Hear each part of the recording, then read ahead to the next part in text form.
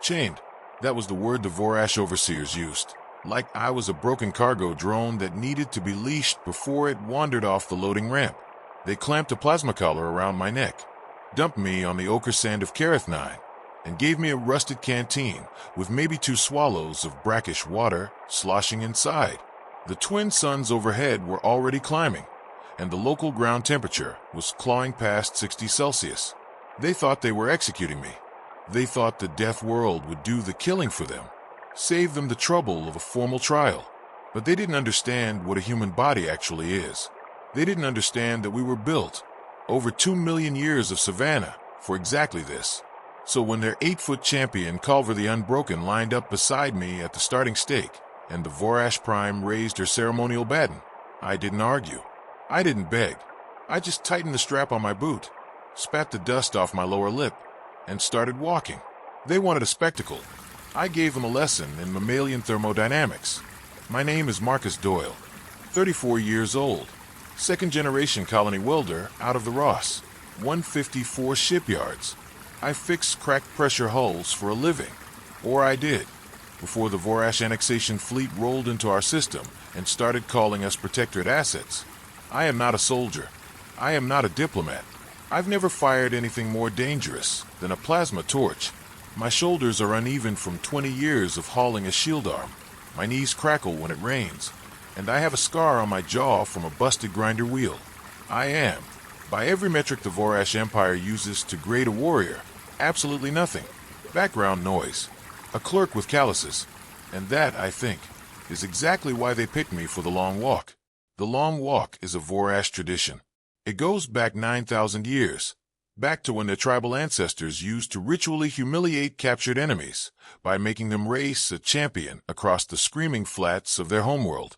The prisoner and the champion are shackled to opposite ends of a 2-kilometer tether. Whoever collapses first drags the other. Whoever crosses the finish line, still standing, is declared to have the favor of the suns. It has been performed on every death world the Vorash have conquered. In 9,000 years, a champion has never lost.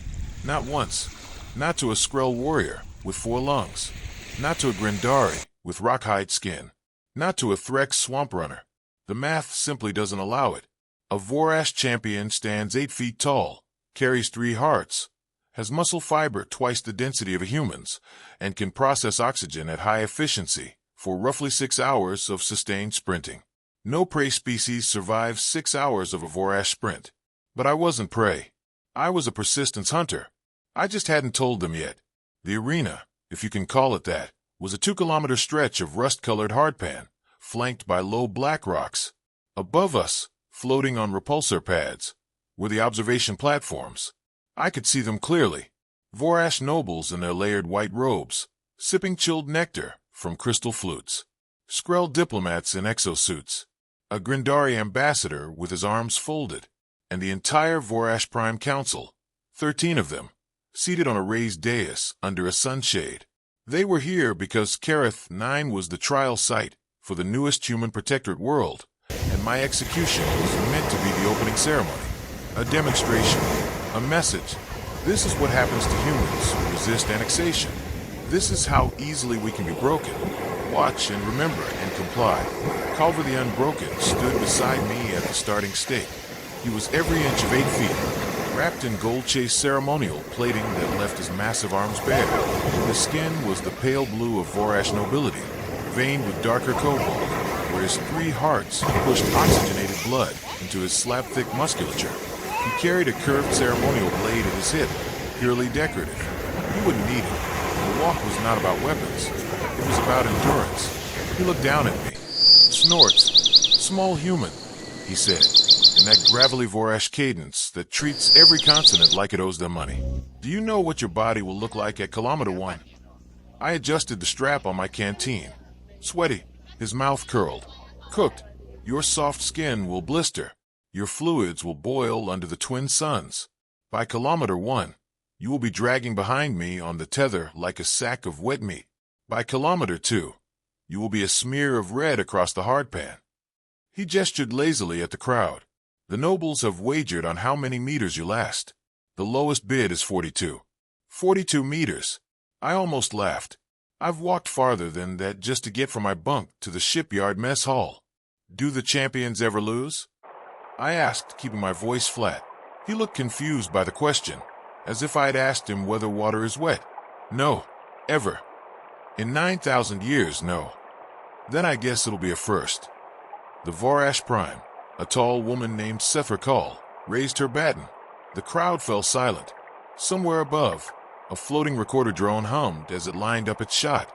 I felt the plasma collar warm slightly against my throat, a reminder that if I tried to run sideways instead of forward, the collar would take my head off my shoulders. I felt the ochre grit under my boot soles. I felt sweat already beading at my hairline, sliding down the back of my neck, disappearing under the collar of my sun-bleached work shirt. Sweat. Good. That was the whole game, right there. The baton fell. Culver exploded forward. I did not. I walked. Not slowly. Not stupidly. I walked at exactly the pace I had been walking on shipyard scaffolds for 20 years. Roughly 6 kilometers an hour. A steady, metronomic, boring pace. The kind of pace where you can hold a conversation, drink water, chew a ration bar, and keep going for the rest of the workday. The kind of pace no other mammal on any known death world can sustain in direct sunlight without cooking itself from the inside out. The tether between us went taut almost immediately. Culver was already 50 meters ahead, his 3 hearts hammering, his massive legs eating the hardpan in enormous bounding strides. He didn't drag me. The tether was on a spool designed to feed out to 2 full kilometers before locking. He was going to try to beat me by simply finishing first, then standing at the finished stake and watching me collapse of exhaustion behind him. Above, the crowd began to boo. They were booing me, the human, the clerk, the insulting little worm who wasn't even trying to run. On the observation platform, I saw a Vorash noble laugh, so hard he sloshed nectar down the front of his robes. Somewhere, a Skrell diplomat was leaning forward, curious, and Sephirkal, the Prime, was watching me through her long-lens visor with a small frown. The kind of frown that suggests something you thought was routine has just become slightly interesting. I kept walking. Kilometer 1 arrived faster than I expected. Culver arrived first, of course. He crossed the 1 kilometer marker in a little under 3 minutes at a full Vorash sprint, and the crowd erupted. He didn't stop. He kept going. But I could see, even from 400 meters back, the change in his gait. The bounding strides had shortened. His shoulders had begun to hunch.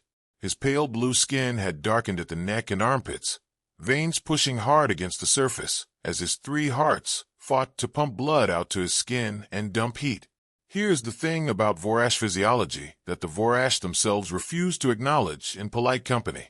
They don't sweat. Almost nothing in the galaxy sweats. Sweating is a bizarre, expensive, wasteful biological trick that only a handful of species on any known world have evolved, and it is by an enormous margin the single most effective thermoregulation mechanism in the entire known galaxy. Vorash dump heat by radiating it through engorged skin capillaries, like a car radiator. It works fine in cool weather. It works fine at night.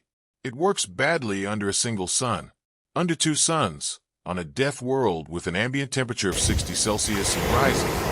It works about as well as trying to cool a plasma reactor with a hand fan. I, on the other hand, had roughly 2 to 3 million functioning sweat glands, a canteen with 2 swallows in it, and 20 years of practice pacing myself in a hot suit on a hot hull under a hot star. My skin was already slick. Every drop of moisture that beaded up and evaporated was pulling heat out of my body with brutal efficiency. My core temperature was climbing, sure, but climbing slowly. I had maybe 6 hours of walking in me before I hit true heat stroke. Culver, at his current pace, had maybe 40 more minutes before his heart started missing beats. I did the math in my head as I walked, and I smiled under the sun. Kilometer marker 1 passed under my boots. I reached down without breaking stride, unclipped my canteen, took one of my 2 swallows of brackish water, swirled it around my mouth to loosen the dust caked on my gums, and swallowed. The other swallow I saved. Rationing under exertion is not about drinking when you're thirsty. It's about drinking exactly enough to keep your kidneys functional, and not 1 drop more. Ahead of me, Culver was slowing. Visibly, the crowd noticed. The boos began to falter. By kilometer marker 1.2, Culver had dropped from a sprint to a fast lope. His head was tilted back, his massive jaw open, gulping air. Vorash have inefficient lungs at high heart rates because their trachea narrows under stress, an evolutionary holdover from an ancestor that lived in cold mountain caves. They gasp beautifully in an ambush. They cannot gasp for 6 straight hours on a hardpan. And Culver had just spent 3 minutes doing something equivalent, in cardiovascular terms, to running up a flight of stairs while holding his breath. The tether between us was still taut, but the gap was shrinking. Not because I was speeding up, because he was slowing down. At kilometer marker 1.4, Culver tried to compensate. He stopped, planted his feet, and did what Vorash champions do when their body starts to fail. He tore off his ceremonial chest plating and threw it aside, exposing his darkening blue skin to the open air, hoping the extra surface area would help him radiate more heat. It was a mistake. The chest plating had been reflecting the twin suns. Without it, his skin absorbed sunlight directly. I could see him realize it almost immediately, his massive hand pausing halfway to his shoulder, his eyes widening as the heat load doubled. He started running again, slower now, a heavy, uneven jog. Sweat, or the Vorash equivalent, a thin, oily plasma fluid, had begun to leak from the corners of his eyes. That was a bad sign. When a Vorash starts weeping under exertion, it means the thermoregulation membranes behind their sinuses have started to rupture. It's the last stage before organ failure. I kept walking, 6 kilometers an hour, metronome pace. I chewed the inside of my cheek to keep saliva flowing. I rolled my shoulders every 80 steps to keep the trapezius muscles from locking. I hummed, under my breath, an old Ross 154 shipyard work song that my father used to sing on double shifts. It has 47 verses. I've walked entire hull inspections to that song. It is, in a very real sense, the sound of a human being at his most dangerous. Not fast, not strong, just endurance hunting on autopilot. The tether went slack. I looked up. Culver had stopped again. He was bent over at kilometer marker 1.6, his massive hands on his knees, his 3 hearts visibly hammering against his rib cage from the inside. He was maybe 600 meters from the finished stake, and he was gasping. The crowd had gone completely silent. Above me, on the observation platform, Sethra Kull, the Vorash Prime, had lowered her long-lens visor. She was staring at me. Not at Culver. At me. The small human at the back of the tether, walking his metronome walk, sweating uniformly across every square centimeter of exposed skin, cooling himself with the single most efficient biological technology in the known galaxy. I saw her lips move. I couldn't hear her from that far, but I could read her mouth. She said one word. Impossible. I closed the gap. At kilometer marker 1.7, I passed within 10 meters of Culver. He looked up as I walked by. His golden Vorash eyes had gone glassy. The pupils dilated in a way I recognized from every heat-stress casualty I'd ever pulled off a hot hull. He tried to speak. What came out was a broken rasp. How? I didn't stop walking. I couldn't afford to. But I turned my head as I passed him, and I answered him honestly.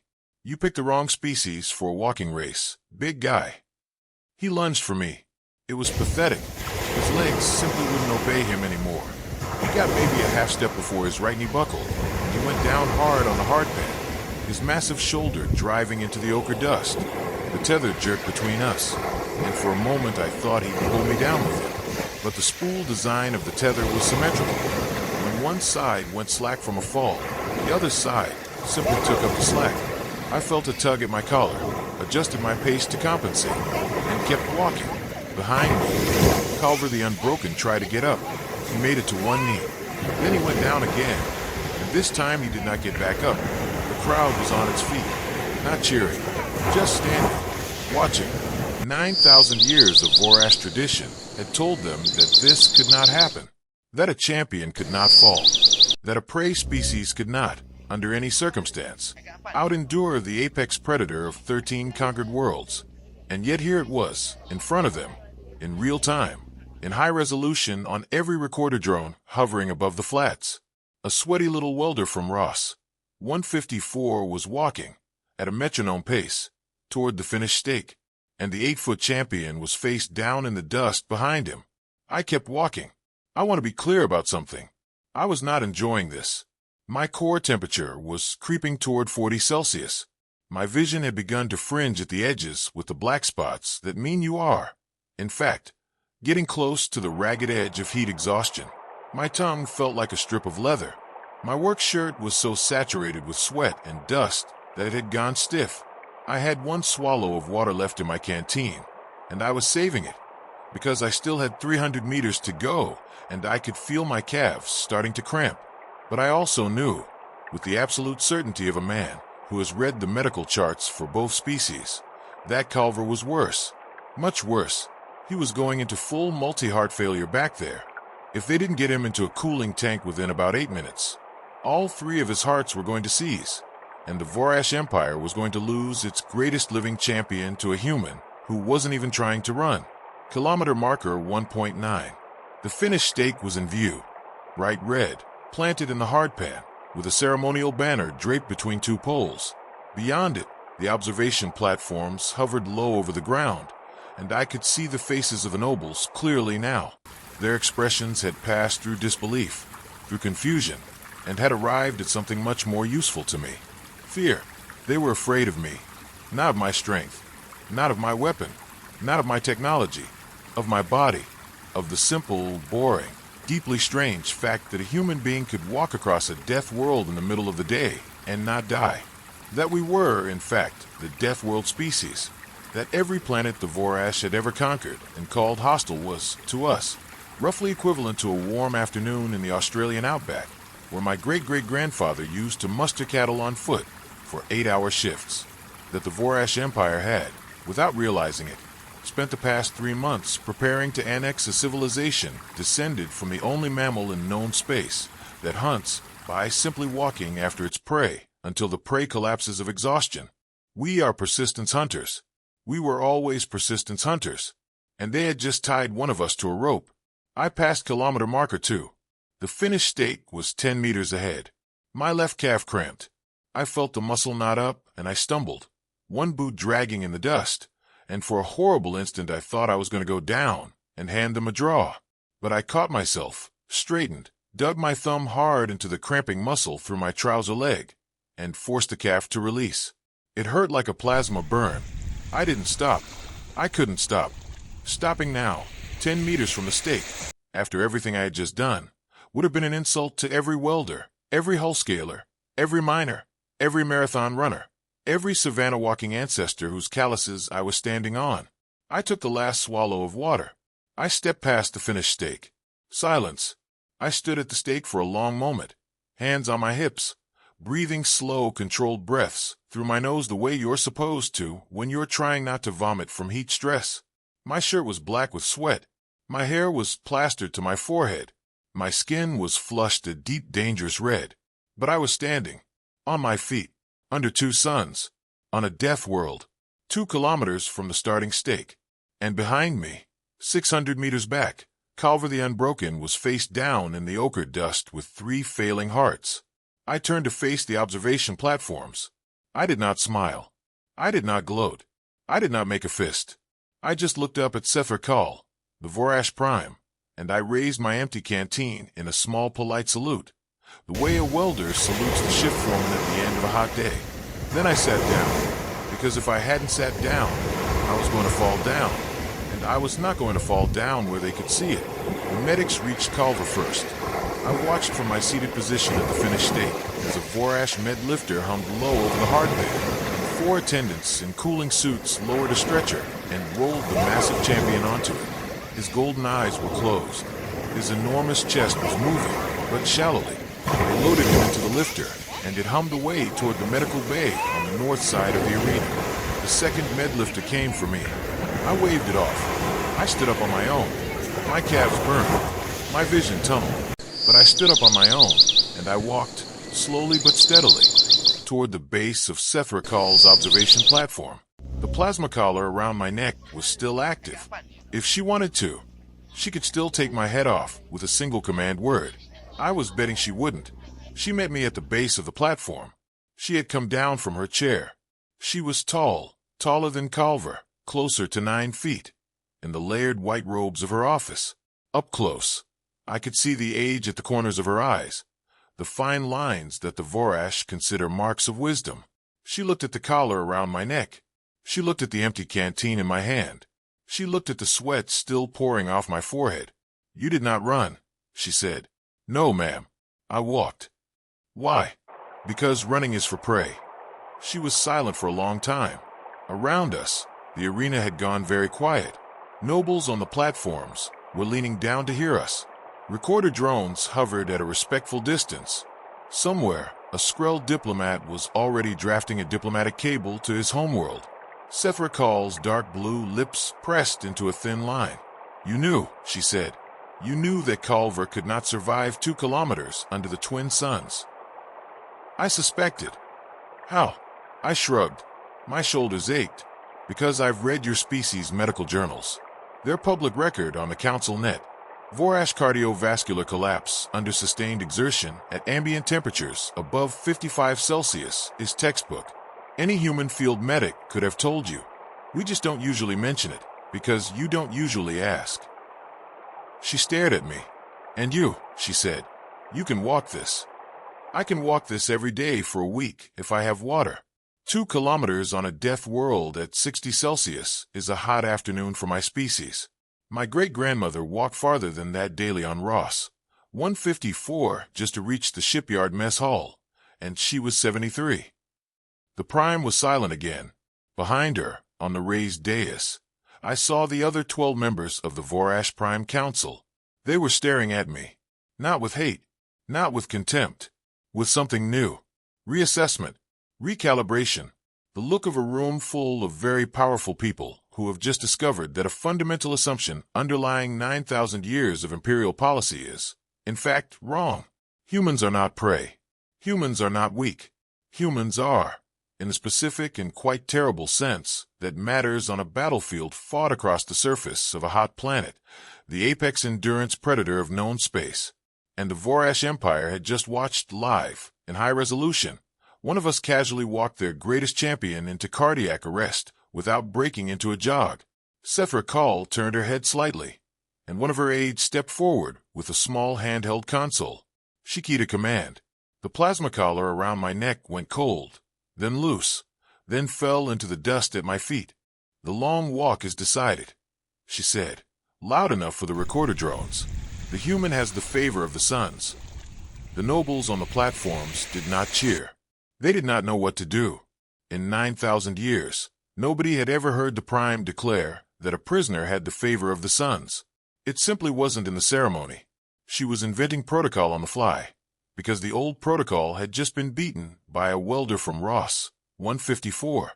She looked at me. "Marcus Doyle of Ross, 154, she said.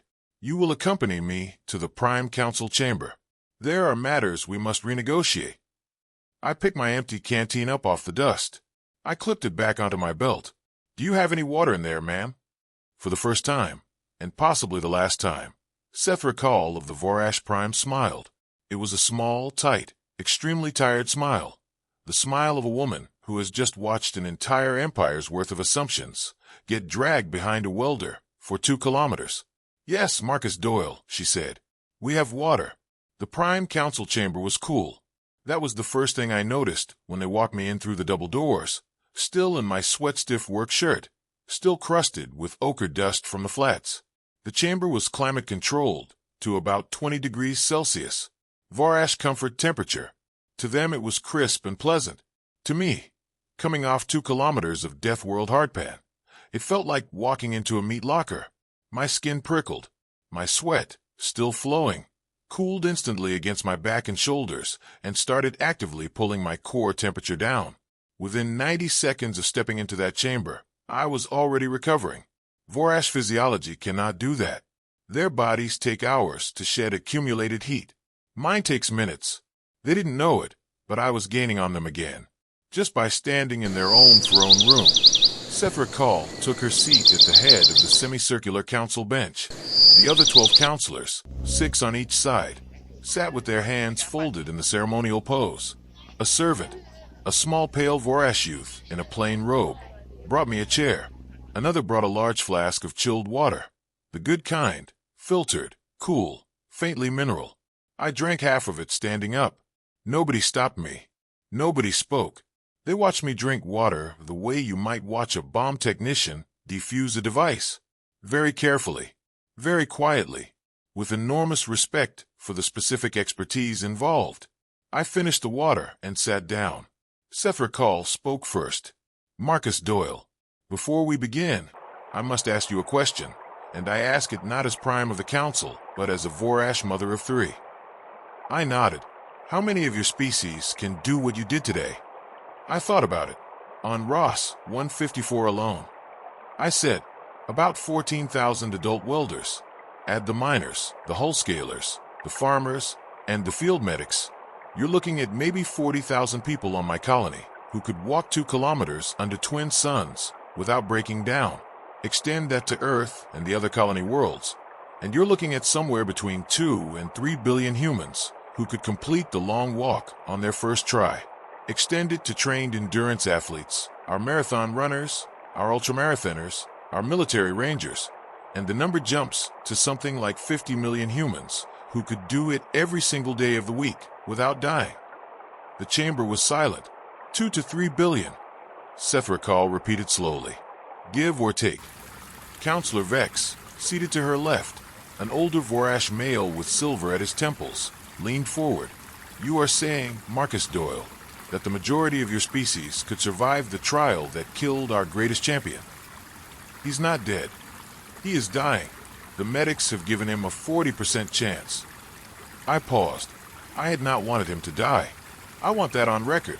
Culver was a soldier following orders, and the ceremony he'd been trained to believe was fair. He did not deserve to die because his empire had picked a bad opponent. I am sorry for that, I said. I did not want him to die. But yes, to your question, the majority of my species could survive that walk. Not comfortably, not without cramping, but survive, yes. Counselor Vex sat back. Seth Recall folded her hands on the bench. Marcus Doyle, the Vorash Empire has, for the past 6 local months, been preparing the formal annexation of your species into our protectorate structure. Terms were drafted, tribute schedules were prepared, cultural integration timelines were established. All of this was done under a single strategic assumption, which we have this afternoon discovered to be catastrophically incorrect. The assumption that we were weak, I said. The assumption that you were compatible. I raised an eyebrow. She met my eyes. Marcus Doyle, every species we have annexed in the past 9,000 years has been, at minimum, equally susceptible to environmental attrition as we are. We use the Deathworlds as garrison sites and prison colonies precisely because no annexed species can garrison them.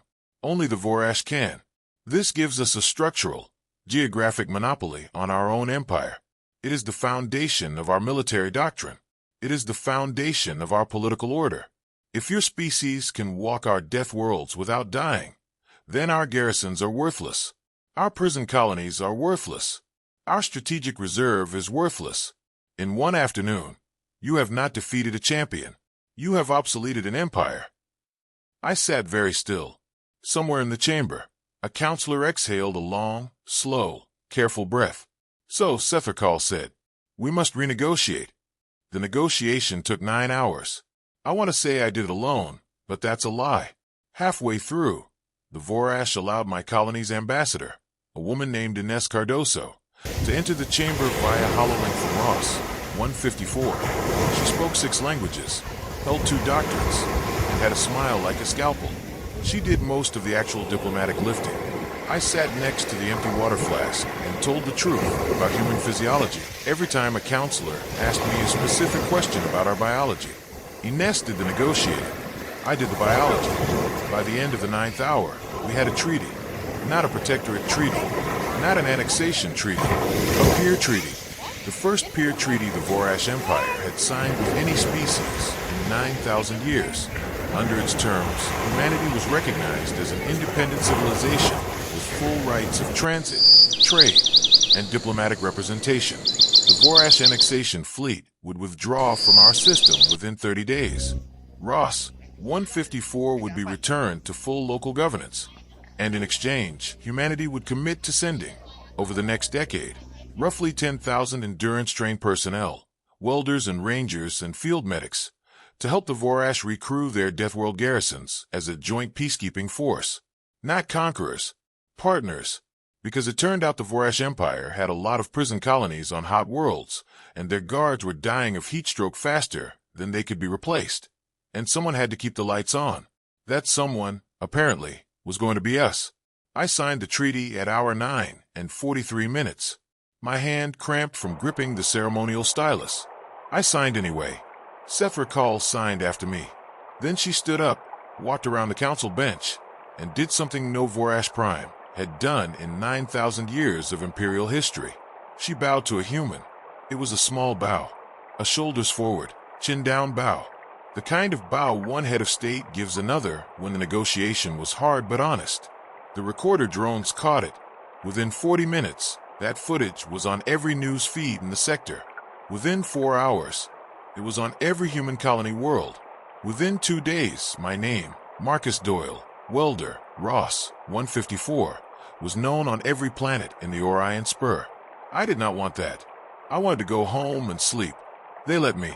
They put me on a Vorash diplomatic corvette, gave me a berth with a proper bed and a proper shower and a proper meal, and sent me back to Ross. 154 in 72 hours. When I stepped off the corvette at the shipyard, my crew was waiting for me on the loading ramp. My shift foreman, a grizzled woman named Petra, walked up and looked me over. My skin was still peeling from a sunburn.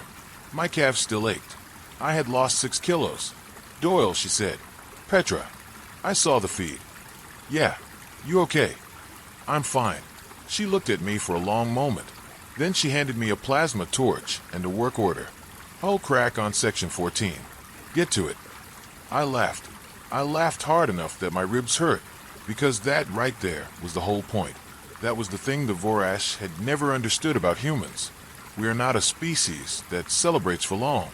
We win a war, we sign a treaty, we obsolete an empire, and then we go back to work, because there is always another hull to fix, another shift to work, another walk to walk. The long walk was just Tuesday at the office in space. I took the plasma torch. I lit it. I walked, at metronome pace, toward section 14. My calves burned. My skin stung. But I walked, because that is what I do. And because somewhere in the Vorash Prime chambers, 13 counselors were sitting around a semicircular bench, staring at a signed treaty, and quietly rewriting 9,000 years of doctrine to account for the small, sweaty, boring fact that the species they thought they were annexing was, in the specific and quite terrible sense that matters on a battlefield fought across the surface of a hot planet, the apex endurance predator of known space. We are persistence hunters. We were always persistence hunters. They just hadn't asked. 6 months later, I stood on the observation deck of Vorash Deathworld Prison Colony Threx, 2, with Sephra Call at my side. Below us, on the ochre hardpan of the prison yard, a joint peacekeeping unit was conducting a shift change. Half of them were Vorash. Half of them were humans, in loose desert kit, with wide-brimmed hats and full canteens on their hips. The humans were walking. The Vorash were riding in cooling suit exos. It was noon. It was 62 degrees Celsius. And nobody was dying. Sephra Call watched the humans walk. They walk at the same pace you walked, she said. Yes, ma'am. All of them. That's the metronome pace. We teach it in secondary school. She turned to me. Her eyes were tired. It had been a long 6 months for her, too. Rewriting 9,000 years of doctrine is not a trivial job. Marcus Doyle, she said, may I ask you a personal question? You may. Were you afraid at the starting stake? I thought about it. Honestly. I gave her the honest answer. No, ma'am. I was tired. I'd been in that plasma collar for 3 days. My knees hurt. My mouth was dry. But I was not afraid, because I knew what my body could do. And I knew what Calva's body could not do. Fear is what you feel when you don't know the answer. I knew the answer. She nodded slowly.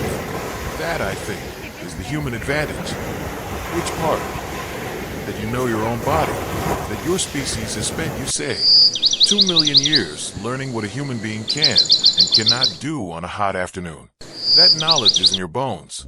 When we put a plasma collar around your neck and chained you to a champion, we were not fighting a warrior. We were fighting 2 million years of savannah. I shrugged. That's about the size of it, ma'am. She looked down at the yard. A human peacekeeper, a young man from one of the Australian outback colonies, walked past below us with a canteen on his hip and a wide-brimmed hat pulled low. He was whistling. Sethra Call watched him whistle. "How is Culver?" I asked. "Recovered," she said. "He has requested a transfer. He wishes to train with your endurance rangers. He believes, and I quote, that there's more to being unbroken than never having fallen." I laughed. Softly. "Tell him I'll walk with him anytime. He will hold you to that." We stood on the deck for a long moment. Below us, the peacekeepers walked. The suns beat down. Somewhere in the ochre distance, a heat mirage shimmered along the horizon like a curtain. It was a beautiful, dangerous, deadly world, and the two dominant species of the sector were splitting shifts on it at metronome pace, because one of them could walk it in the sun and the other one could weld it in the shade, and together they could keep the lights on. That is how empires actually change. Not with a plasma bolt, not with a treaty, with a Tuesday walk under a twin sun, by a welder who knew his own body better than an empire knew its assumptions. If you enjoyed this gritty blue-collar tale of human endurance versus imperial arrogance, hit that like button and smash subscribe for more grounded HFY sci-fi stories where the underdog outwalks the empire. Ring that notification bell so you never miss the next long-form drop. Share this video with your fellow sci-fi fans, especially the ones who still think humans are the weak link in the galaxy. Drop a comment below and tell me if the Vorash Prime chained you to that starting stake at metronome pace, under two suns, on 60-degree hardpath, with one canteen and 2 swallows of water. Would you have walked, or would you have run? What is the farthest you have walked in a single day? And did you know, before today, that our species evolved to hunt by simply outwalking our prey until it collapsed? I want to hear your stories in the comments. Stay safe out there in the galaxy. Keep your canteens full and your boots broken in. And remember, we were always persistence hunters. See you in the stars.